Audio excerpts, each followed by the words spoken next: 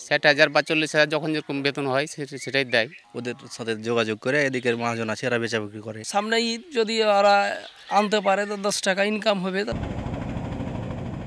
পদ্মা পাড়ি দিয়ে একসময় ভারত থেকে বাংলাদেশে গরু পারাপার হতো। পরে অনুমোদিত চাঁপাইনবাবগঞ্জের বিট ও খালগুলোতে সেই গরু জড়ো করে সরবরাহ করা হতো সারা দেশে। তবে 2018 সালে বন্ধ হয় ভারতীয় গরু আনা।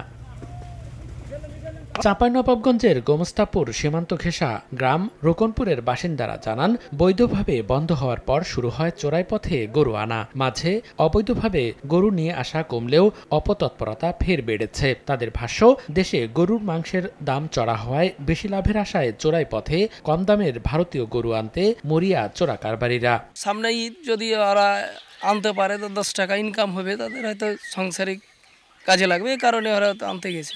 রাখাল হিসেবে যায় এরা, পারিশ্রমিক যেটা মানে গরুটা নিয়ে আসে এই বাংলাদেশে, ওরা পারিশ্রমিকটা পায়।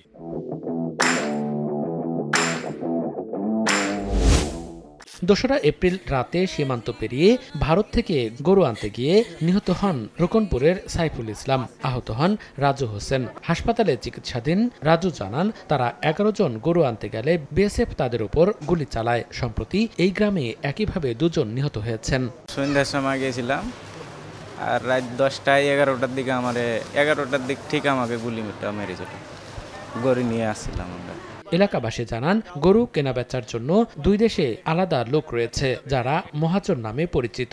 ঈদ সামনে রেখে একজোড়া গরু সীমান্ত পার করে জায়গা মতো পৌঁছে দিতে পারলেই মহাজনরা দিচ্ছেন 60,000 টাকা। জীবনের ঝুঁকি থাকলেও বেশি টাকার আশায় গরু আনতে সীমান্তের ওপারে যাচ্ছেন রাখাল যুবকরা। তাদের দাবি, এই চিত্র সীমান্ত ঘেঁষা রাজশাহী অঞ্চল জুড়েই। 60,000 বা 40,000 যখন যেরকম বেতন হয় সেটাই দেয়। হয়তো 5 জন থাকে বা 10 জন থাকে, সেটা তো ওরা ভাগ করে। এ পাশেরই কেউ আছে, মহাজন আছে, ধরলেন এরকম সিস্টেম। ওদের সাথে যোগাযোগ করে এদিকের মহাজন আছে এরা বেচা বিক্রি করে। এ বিষয়ে আনুষ্ঠানিক বক্তব্য না দিলেও বিজিবি জানায়, চোরাচালান বন্ধে ও সীমান্তে বাংলাদেশি হত্যা কমিয়ে আনতে সচেষ্ট তারা। সময় সংবাদ, রাজশাহী।